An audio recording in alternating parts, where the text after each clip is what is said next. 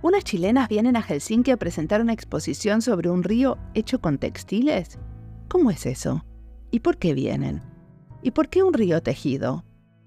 Esta entrevista la hicimos en Helsinki, en el paso de este colectivo de científicas, artesanas y diseñadoras por acá. Ana Astorga es bióloga, Francisca Vidal es diseñadora y estudiante de doctorado en diseño textil, y Cecilia Moura es psicóloga comunitaria. Todas son socias de la organización Pulso Austral, un colectivo de mujeres que trabaja en la Patagonia Aycenina, en Chile, por el bienestar de las comunidades, a través de un trabajo que cruza disciplinas como el arte, la cultura, la ciencia y el medio ambiente. En esta entrevista nos cuentan cómo trabajaron juntas y cómo entretejen sus iniciativas. Hablamos de una obra de arte que recorre ecosistemas y generaciones, donde confluyen saberes, emociones y preocupaciones. Y también memorias sobre un patrimonio biocultural que espera su protección para así conservar un paisaje de agua único en el planeta. Mi nombre es Mariana Salgado, esto es Diseño y Diáspora.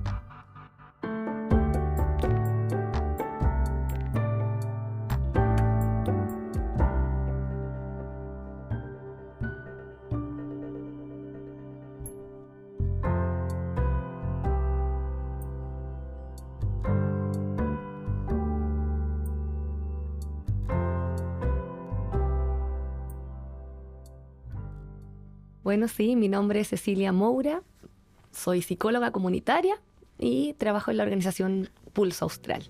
¿Y qué es la organización Pulso Austral?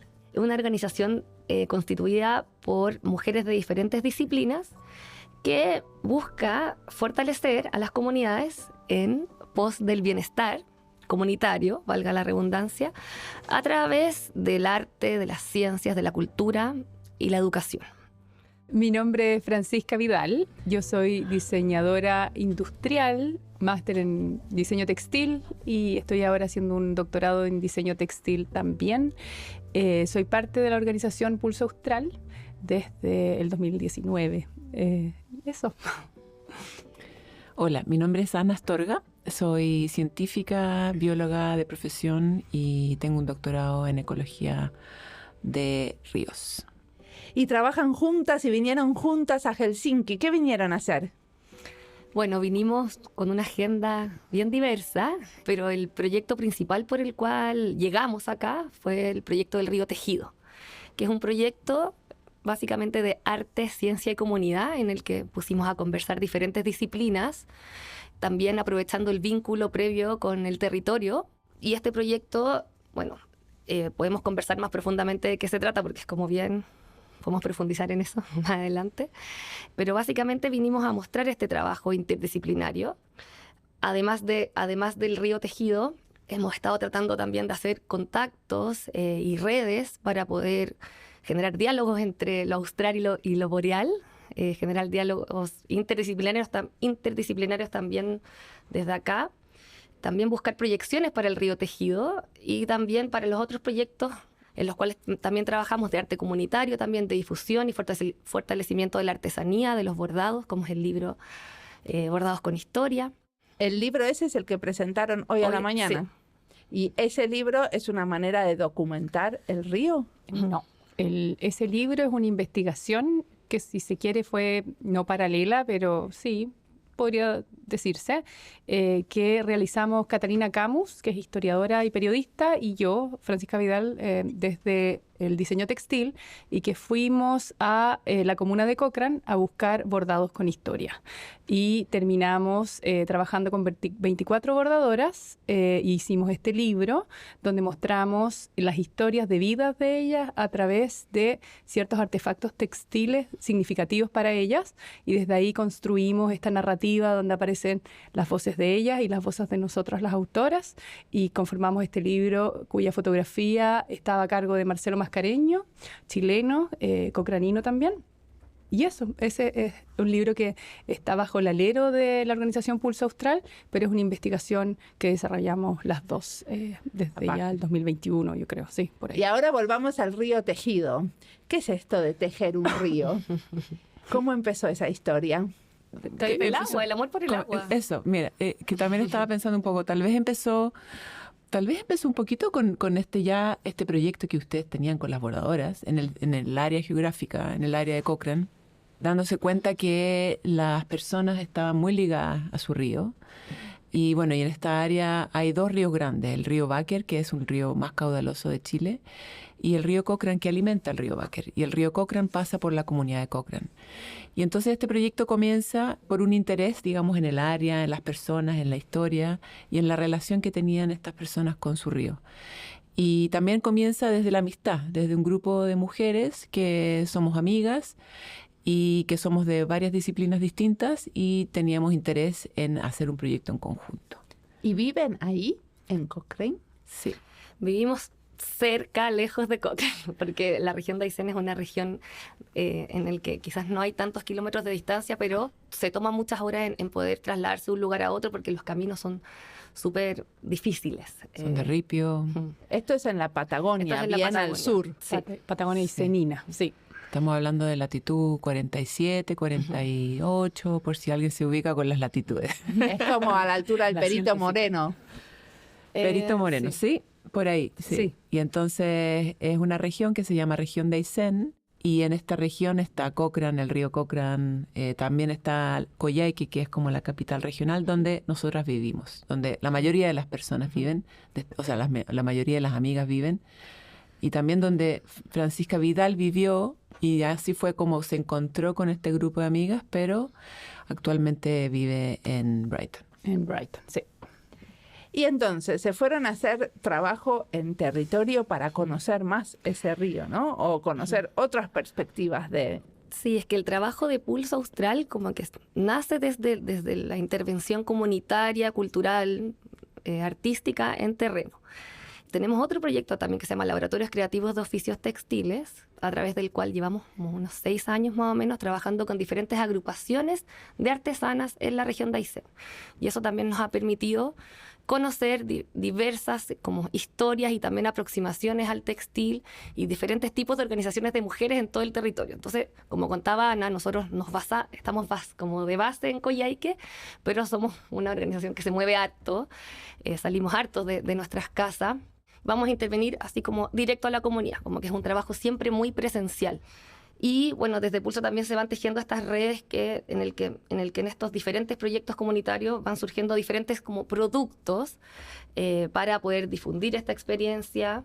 Nosotros le decimos como una intervención e investigación que se va construyendo a través de diferentes proyectos que se van como retroalimentando unos a otros y que también van generando nuevas ideas y nuevas búsquedas. Entonces, este río tejido surgió a raíz de eso, como que muchos proyectos que estaban dando vuelta o se estaban gestando desde antes, nos fueron como llevando a esta nueva intervención, que es un proyecto de creación artística. Sí, eso quería... Que es distinto a los proyectos recordar. que veníamos trabajando de antes, que eran proyectos más de acompañamiento y de fortalecimiento comunitario, de fortalecimiento de la artesanía.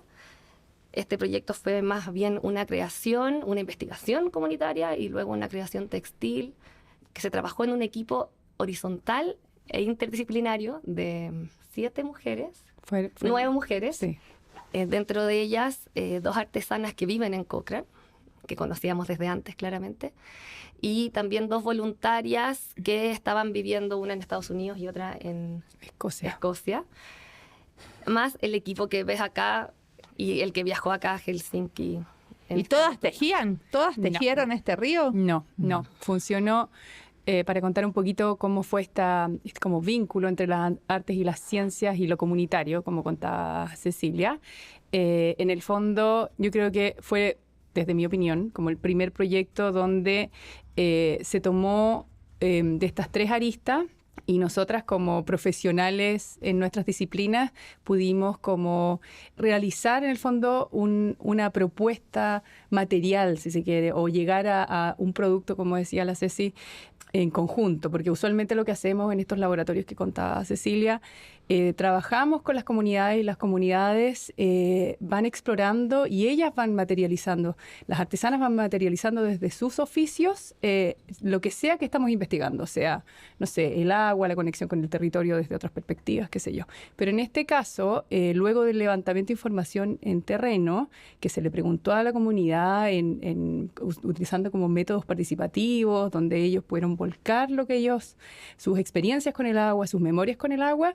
Las chiquillas incluso bucearon el río, navegaron el río para tener la mayor cantidad de acercamiento posible con este medio.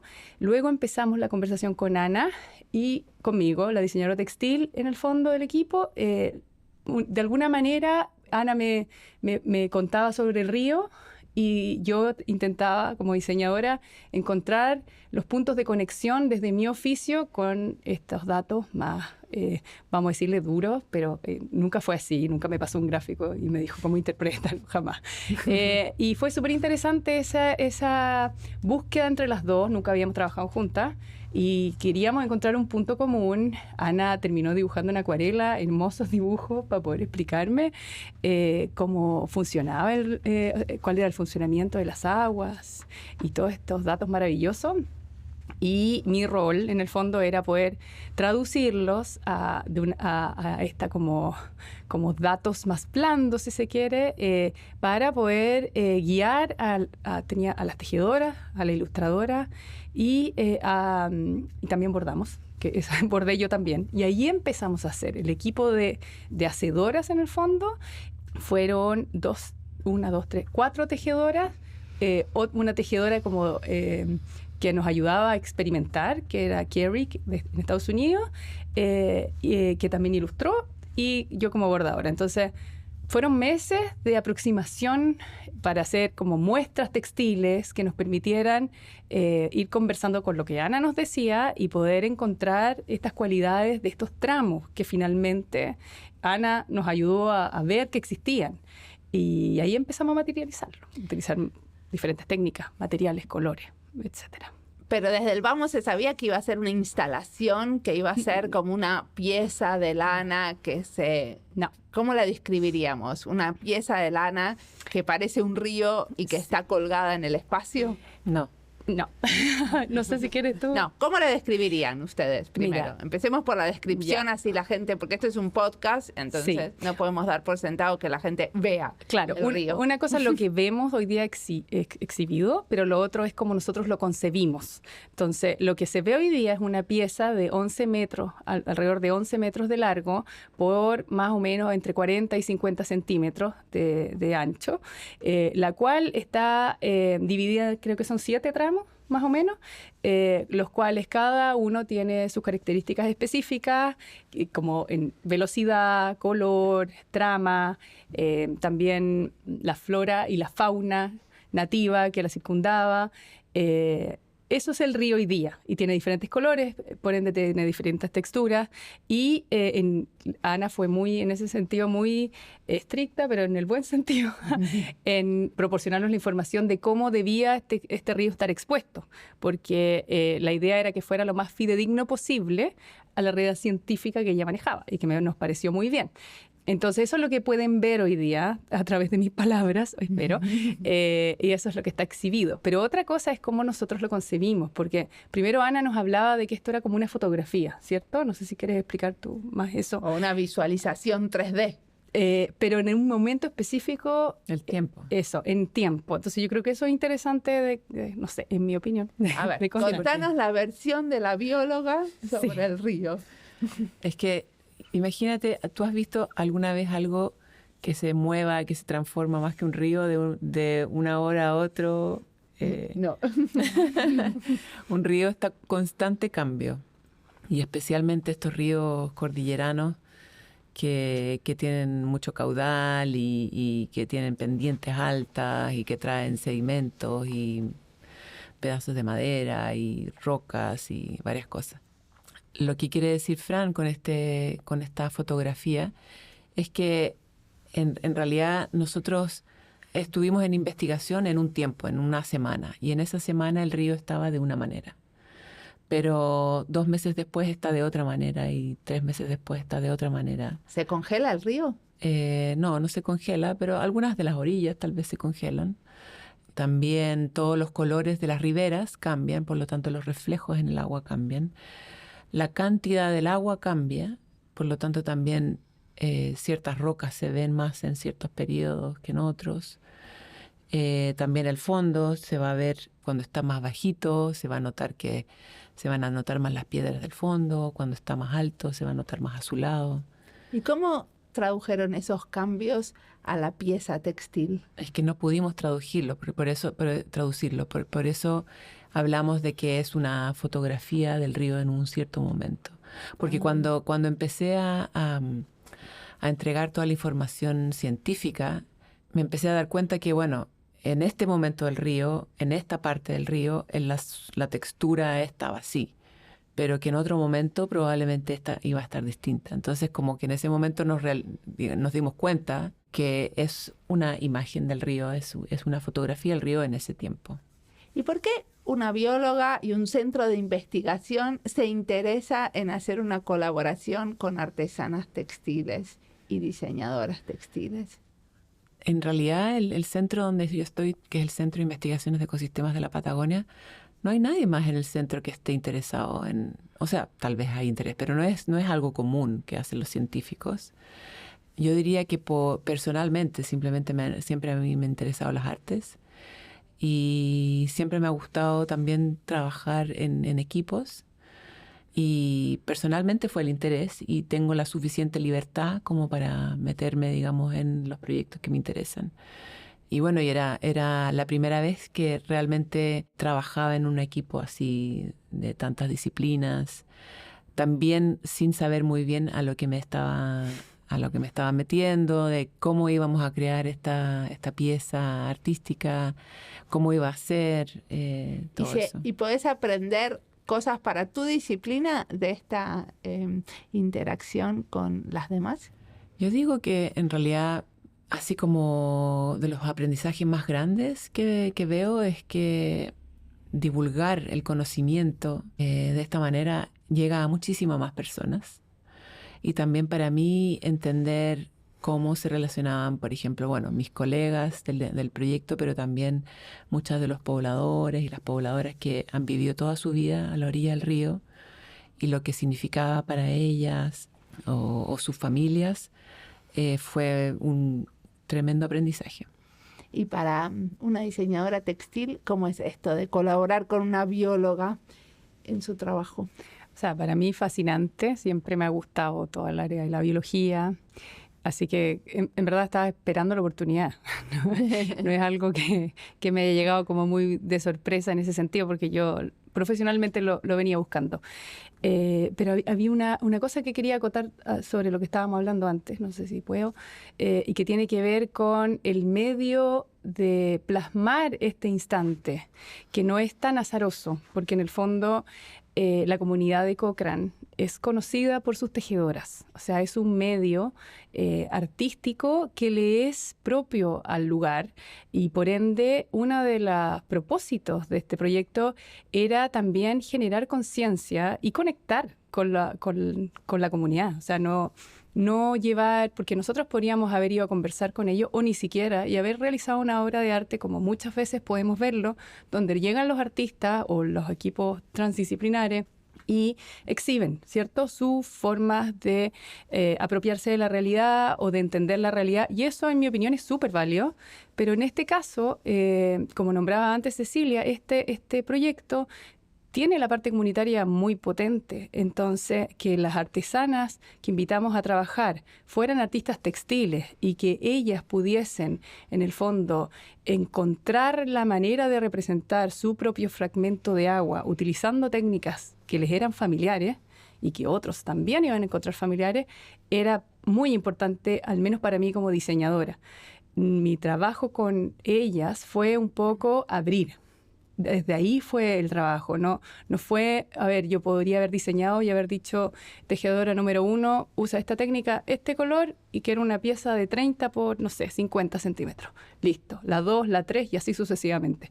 No fue así. Tuvimos un trabajo de meses donde cada una tenía sus indicaciones que venían desde la conversación entre Ana conmigo, pero entre ella, conmigo, decidíamos cómo podíamos abordarlas, cómo podemos interpretar una velocidad alta, media o baja, cómo podemos interpretar textilmente la espuma, cómo podemos hablar sobre una película de agua que al principio pareciese ser muy delgada, pero que luego se vuelve profunda y densa. Todas estas preguntas al principio sonaron raras en el equipo hacedor. Pero luego fuimos encontrando nuestras formas y teníamos reuniones remotas 1 a 1, o sea, artesana conmigo, pero luego además teníamos reuniones en conjunto, todas las hacedoras. Y era muy interesante ver cómo nos íbamos intercambiando técnicas o ideas. Oye, mira, este punto te puede servir para esto. Quizás de esta manera puedes combinar las lanas y lograr este efecto visual que estamos buscando. Entonces, creo que eso fue como muy positivo porque no sabíamos, como decía Ana en un principio, no sabíamos que iba a ser un río de 11 metros por 40, 50 centímetros. Habían muchas posibilidades porque en el fondo íbamos a ir a encontrarnos con esa forma. Íbamos a leer de lo que habían hecho el equipo en terreno, con los pobladores, lo que iba a decir la científica, la traducción que iba a hacer yo como diseñadora y el aporte de cada hacedora, que algunas son artesanas y otras vienen también tienen otros backgrounds, otras trayectorias. Entonces, esto de tejer juntas, de alguna manera, era como, este río tejido es una excusa para el diálogo, ¿no? Para que pasen otras cosas. ¿Qué otras cosas querían que pasen? Bueno, yo puedo hablar también como desde mi área, que quizás es la menos vistosa, No. que es lo que está como en el background siempre, que tiene que ver con lo comunitario, que lo comunitario yo creo que es un término que está súper manoseado, como que todo el mundo habla de vínculo con la comunidad, de incluir a la comunidad, pero de verdad hacerlo bien y de manera seria no es algo fácil y requiere además de recursos para poder como llevar como una intervención de calidad y poder terminarla y luego poder hacerla circular, por ejemplo.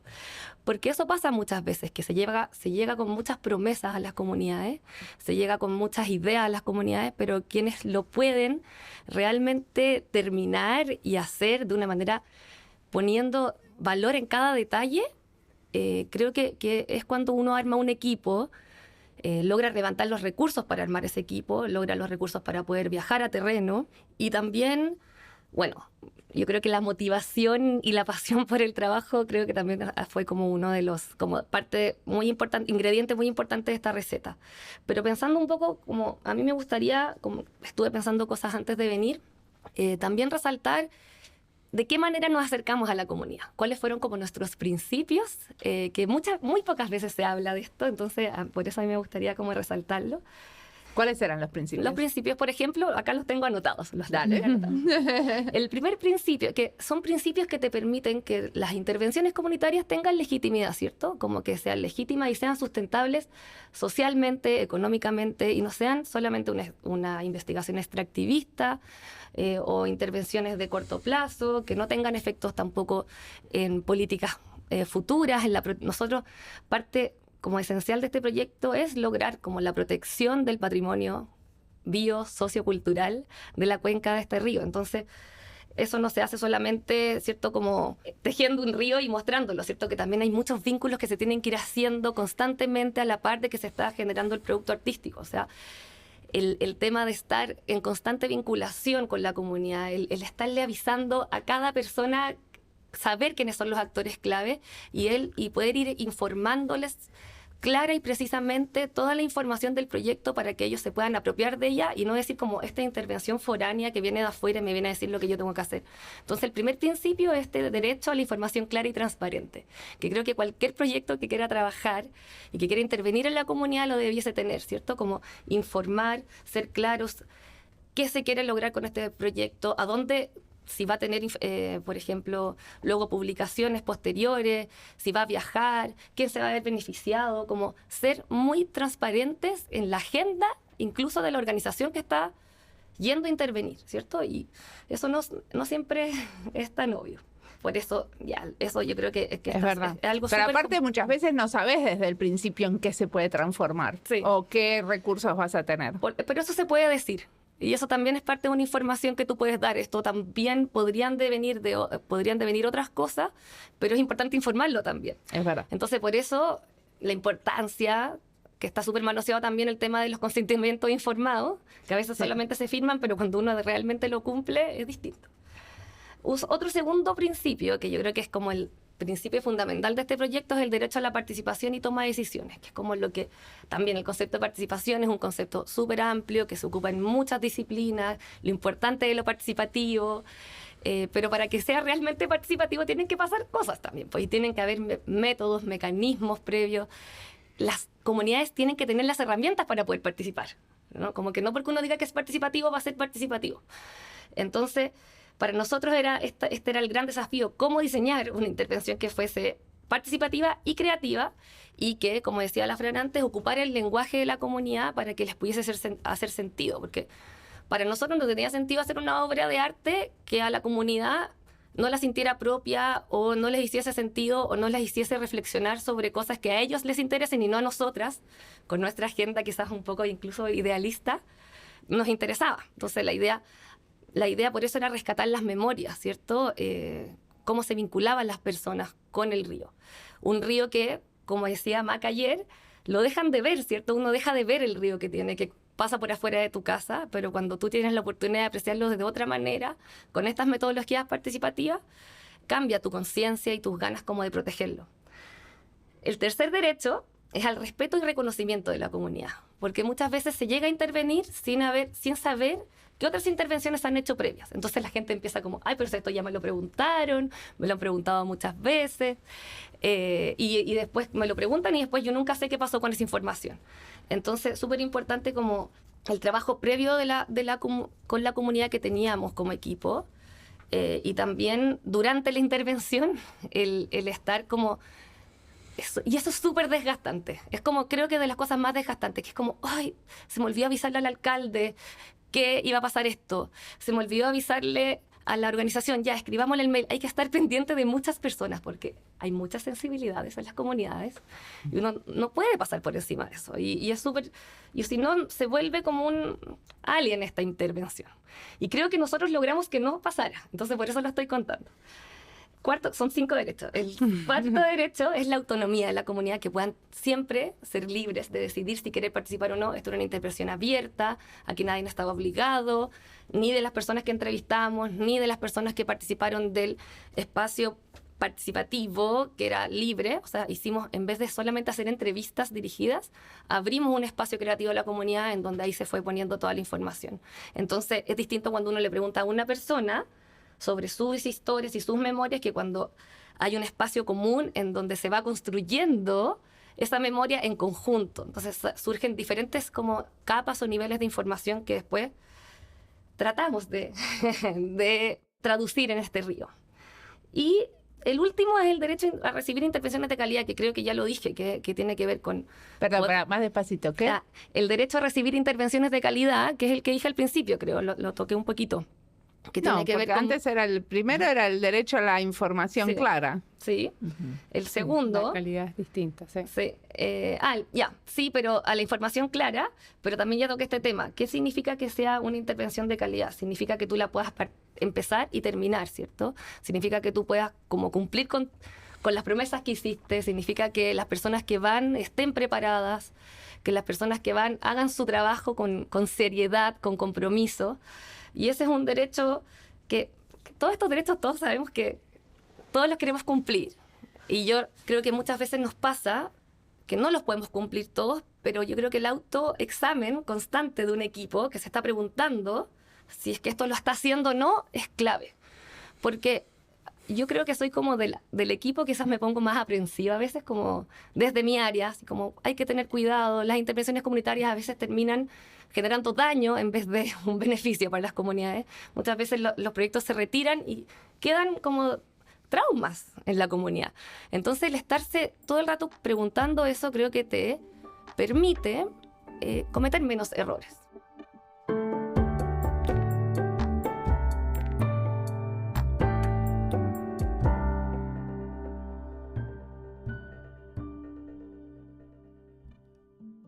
Esta entrevista es parte de las listas Diseño Textil, Chile y Diseño Sostenible. Las listas las encuentran en Spotify, YouTube y en la sección de recomendados de nuestra página web. Y si están buscando algo y no lo encuentran, pueden contactarse con nosotras o usar nuestro chat que lo encuentran a la derecha, abajo, en la página web. Ahí dicen lo que buscan y los puede ayudar. Lo estamos ahora entrenando para que sea mejor.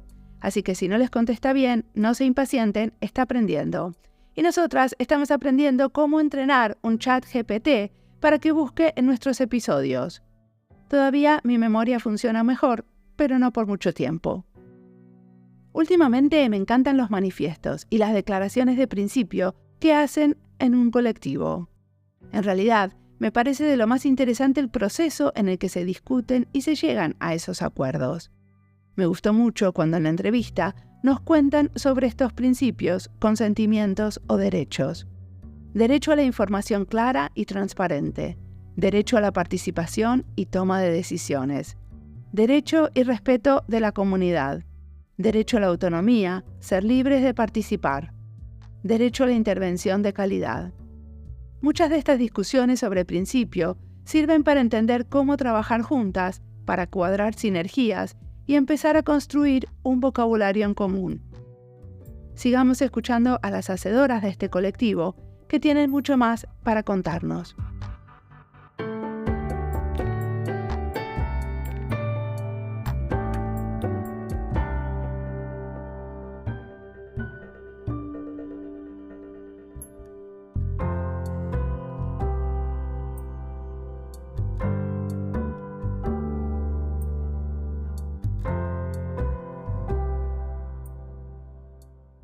¿Y estos principios los hicieron conjuntamente con la comunidad o de dónde salen? No, estos principios son como parte de la base de los estudios de psicología comunitaria latinoamericana, que tienen principios súper como descolonialistas también. En el fondo tiene que ver con todo, es como son las bases de las metodologías participativas finalmente, para que sean realmente participativas, que se incluya la mirada de la comunidad, que no se pase por encima de ella. Y eso, y el trabajo, y yo creo que otra cosa así como que fue súper importante fue como la verdadera integración de las disciplinas, porque muchas veces pasa que se habla de lo interdisciplinario, pero para que realmente sea así, no hay una disciplina al servicio de otra, ¿cierto? Acá no hubo como una traducción de la ciencia en un producto artístico. Ahí como que la ciencia estaría como por sobre del producto artístico. No hubo una investigación comunitaria por sobre lo artístico y lo biológico y lo científico, sino que hubo un diálogo, como un diálogo horizontal en el que cada una de las disciplinas está como aportando de la misma manera. ¿Y cómo les parece a ustedes que pudieron hacer esto de tener respeto porque los recursos se usen de tal manera que a la comunidad también les quede algo? Uh-huh. ¿O qué le queda a la comunidad después de una experiencia así? Mira, yo creo, mientras te escuchaba, Kiki, yo creo que fue muy importante la inauguración de la obra. Yo creo que le pusimos mucha energía a llevar esta obra y entregarla a su comunidad, como devolverla, si se quiere, desde varios puntos de vista. Entonces, esto ocurrió en invierno, ¿fue junio, julio del año pasado? Sí, algo súper difícil. Eso fue finales de... O sea, que antes de estar en Helsinki, Sí. esta pieza estuvo en Cochrane. O sea, Sí. exactamente. Ese fue el Cochrane. Y en lugar Santiago de lanzamiento en la comunidad cocranina, en el centro cultural de Cochrane. Entonces, para nosotros era fundamental, porque podríamos haber dicho, bueno, ¿y si nos vamos para acá? ¿Y si nos vamos para allá? No, justamente para tratar de cumplir con todos estos compromisos que Kiki comentaba, era muy importante para nosotros poder mostrar la obra en su lugar de origen, mostrarle a las personas que habían participado de la obra, que estaban efectivamente dentro de ella, si se quiere, o que habíamos tomado sus discursos y los habíamos tratado de incorporar. Por ende, no solamente nosotros exhibimos el río que ustedes pueden ver hoy día en Aalto, sino que curamos toda una exposición para que ellos se encontraran con sus voces, literalmente, o sea, extractos de sus entrevistas, que por supuesto ya habían ellos dado el permiso para hacerlo, estaban puestas, exhibidas ahí, anónimamente, por supuesto, pero estaban ahí. Habían unas cintas de deseo, me acuerdo, que fue una de las preguntas que se les hizo en terreno. ¿Cuál es su deseo con respecto al futuro del río? También estaban ahí para que ellos tuvieran acceso. Hubo un acto poético donde participaron miembros de la comunidad y nosotras al mismo tiempo, y que lo diseñamos en conjunto. Y además hubieron ponencias textiles, donde al menos a mí me tocó contarle a la comunidad hacedora de Cochrane, tejedoras, bordadoras y personas afines también a estos temas, cómo habíamos desarrollado el proyecto, cómo desde mis estudios de doctorado yo había tomado estas nuevas técnicas, estas nuevas formas de concebir lo textil y habíamos hecho como todo este entretejido con las artesanas, con todas las hacedoras del río y habíamos terminado haciendo lo que hicimos. Entonces, creo que desde ahí intentamos lo mejor posible de alinearnos con lo que dijo Cecilia, con este compromiso hacia la comunidad. Se bordó, además, hay una comunidad de bordadoras, ya lo dijimos, que está el libro que habla sobre ellas. Bordamos.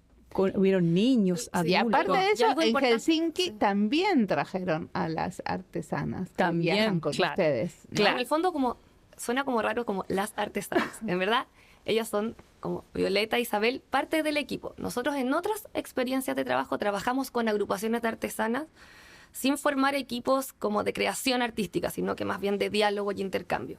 Sí. Pero en este caso, Violeta y Isabel eran parte de este equipo como horizontal. De las tejedoras. En el fondo ellas tejedoras, eran claro. hacedoras como desde el proyecto. Pero algo que faltó decirle a la Fran también, bueno, la devolución del río fue hecha en este formato artístico, pero también en la devolución, en la exhibición final, también hicimos una devolución de la información recabada, ¿cierto? De todo lo que surgió de este proceso de investigación, de entrevistas, de levantamiento de información participativa, porque es importante también en las curatorias no solamente que la persona como que pueda interpretar, acá había público de todas las edades, gente que necesitaba la parte más concreta, ¿cierto? Entonces como que los vehículos con los que uno se comunica son súper importantes también, poder pensar en quiénes te van a ir a escuchar y cómo le vas a devolver esa información. Bueno, para esta exposición hicieron un video. Sí. Sí, ahora también tampoco sabíamos, al principio cuando se tejió el río, o sea, cuando se hizo todo el proyecto, pensábamos que tal vez se iba a quedar en Cochrane, no sabíamos que iba a empezar a itinerar. Sí. O sea, desde ahí fue como desde ir al Bienal Textil de Santiago, que fue una invitación, una oportunidad, y después también esta otra Sí. oportunidad. Entonces, en algún momento estoy segura que el río va a volver a Cochrane y se va a quedar ahí. Sí. En la biblioteca o en el centro cultural O en o en centro este espacio también de protección del río. Sí, protección del río. Así que, Eso también, otra cosa como súper interesante que pasó fue como hablando de sustentabilidad o sostenibilidad del proyecto, es que ha seguido en el fondo, como que nosotros hemos visto que este como movimiento ha tenido cierto efecto. Entonces ahora estamos colaborando de un nuevo proyecto que está en Cochrane, que se llama El Río Convoca, con una organización que se ganó un financiamiento bien importante para crear un centro como de protección del río. Y nosotros nos sentimos muy, muy honradas porque ellos nos solicitaron ser parte del proyecto y también nos pidieron la información levantada. Entonces, como que toda esta información que levantamos, además de haber quedado en el río, que es un producto artístico, también ahora ellas lo tienen. Y porque ellos tenían un público mucho más adolescente, porque es como más desde la aventura, el kayak, desde la parte más recreativa del río, y a ellos les faltaba esta parte más histórica, más de patrimonio cultural, que todavía como que no la habían podido levantar. Entonces como que vemos que esto como que ha ido creciendo, y a nosotras también, obviamente, que nos encantaría replicar la metodología en otras cuencas, como que sentimos que es algo que ojalá que los que están escuchando también se animen quizás, porque es súper bonito este tipo de intervenciones comunitarias en las que realmente la comunidad como que toma conciencia y yo creo que Andrea Botero tiene una investigación súper interesante en eso, ¿cierto? Con los saberes, cómo los saberes locales, cuando se pueden rescatar y relevar, también generan todo este tipo de movimientos. No tiene por qué ser ríos tejidos, puede ser rap, puede ser música, puede ser literatura, pero involucrar a la comunidad con la ciencia y el arte es como súper redondito. Así como, ¿Y quién financia todo esto? ahí tenemos... Hay una mezcla. Y quería agregar también de que en realidad también en Chile casi todas las comunidades están a la orilla de un río, o de un arroyo, o de un lago. Entonces, en el fondo, estos cuerpos de agua muchas veces han estado ahí, pasan un poco desapercibidos y qué lindo como que en estos tiempos de mucho cambio empezar a cuestionarse nuevamente la relación que tenemos con los ríos. Y ahí sí, pues, y es súper interesante cuando te das cuenta que hay historias Tenemos otro proyecto. No me van a contestar quién le interesa financiar. Bueno, esto?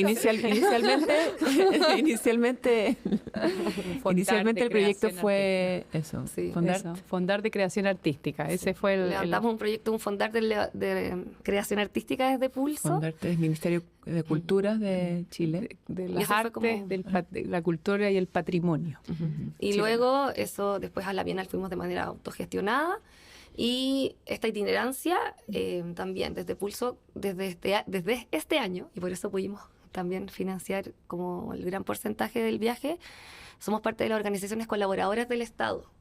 Eso significa que ya llevas como varios años de programación artística y cultural en el territorio, entonces como que el Estado te premia por tener esta programación. Tenías que demostrar al menos 4 años de trayectoria con programación constante en el territorio. Y desde ahí surgieron estos fondos para venir acá y en colaboración siempre con nuestro Centro de Investigación en Ecosistemas de la Patagonia, CIEP. Ahora hablemos un poquitito del futuro. Me contaron que tienen ese proyecto que se llama El Río Convoca. ¿Cómo es de diferente? Ese no es un proyecto No es- de Pulso sí. Austral ni de CIEP, pero es un proyecto de una organización Descubriendo, que está en Cochrane. Esta es una organización ya que tiene como 15 años de antigüedad. Es una organización de 3 jóvenes inicialmente de Cochrane y que han hecho principalmente educación ambiental, limpiezas de río, activismo en torno al río.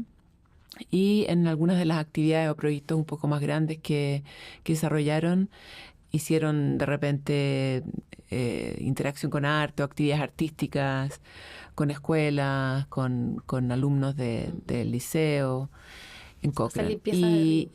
Y con ellos, bueno, nosotros cuando nos aproximamos a la comunidad de Cochrane fue un aliado clave para nosotras trabajar con ellos porque ellos ya tenían bastante información del río en cuanto a, porque por ejemplo hay uno de los integrantes, Cristian Restrepo, que hace snorkel en el río. Entonces lleva gente a hacer snorkel en el río y el río Cochrane es súper transparente. Entonces es como estar así volando en un bosque de plantas acuáticas. Ay, qué ganas de ir ahí. Sí. Así que Qué buena Ahí descripción. Ana nos ha nombrado esto, pero también al río Cochrane, también llegamos porque la investigación de Ana y su marido Brian, también ellos habían investigado durante varios años el lago y río Cochrane, como que también teníamos datos, o sea, tenían ellos datos ya bastante avanzados y había un reconocimiento de la comunidad por estas parejas de científicos que estaba hace tiempo yendo a mirar este río. Brian tiene ahí unos medidores, ¿cierto? Una boya. sí, de transparencia. Es que el lago Cochrane es así como alucinante. Es como puedes mirar para abajo de 40 metros de El lago. el lago desde donde nace el río. Sí. Es alucinante. Y que todavía no nos metemos ahí. Yo dije el otro día, esta es una investigación que está en proceso, porque tenemos tanta información recabada que ahora en el fondo se la cedimos a Descubriendo, pero hay muchísimo, se puede hacer muchísimo más, pero obviamente cada proyecto tiene un inicio y tiene un fin. Entonces, por ende, tuvimos que también cortar.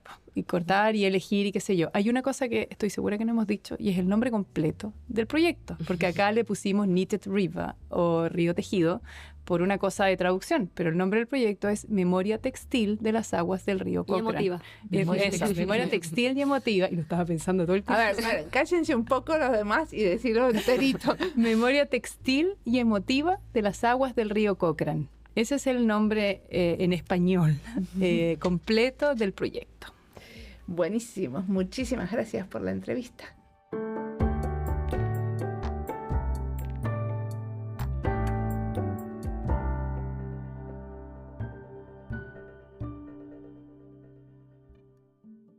Cuando se habla de promoción de la artesanía, los esfuerzos suelen enfocarse en el desarrollo económico de las comunidades, especialmente en la producción y comercialización de sus piezas artesanales. Hay muchos proyectos que documentamos en este podcast donde diseñadores colaboran con artesanos o artistas para ayudarlos a comercializar mejor sus piezas. Este proyecto es bien diferente porque de esta colaboración tejida y cuidada se fueron y se derivaron otros efectos menos explorados que se relacionan con la dimensión psicosocial. Ellas exploran cómo la creación colectiva de objetos, en este caso un río tejido, puede ser una herramienta para generar sentido de comunidad. Son una comunidad y lo muestran llegando todas juntas a Helsinki. Cada una tenía un rol y participaba de alguna manera en contar el proyecto. Algunas vinieron a grabar el podcast, otras participaron de un panel en la universidad, otras de otras actividades como la presentación de su libro. En este río tejido confluyen saberes, emociones y preocupaciones, nos dicen. Aprenden tejiendo, creando una exposición y haciendo preguntas en el proceso de contar sobre lo que hacen. Del trabajo en territorio, poniendo el foco en crear comunidad, tenemos mucho que aprender en otros espacios. Nuevas prácticas y nuevas maneras de mirar la colaboración siempre nos refrescan un poco y nos permiten también reflexionar sobre cómo diseñamos. Para mí es como ir a nadar en agua fría, un sacudón para el cerebro que hace que después esté un poco más alerta, relajada y creativa. Como siempre, la música del podcast es de Antonio Zimmerman, el diseño de sonido es de Julián Pereira. Este podcast está publicado con licencia creativa común con atribuciones.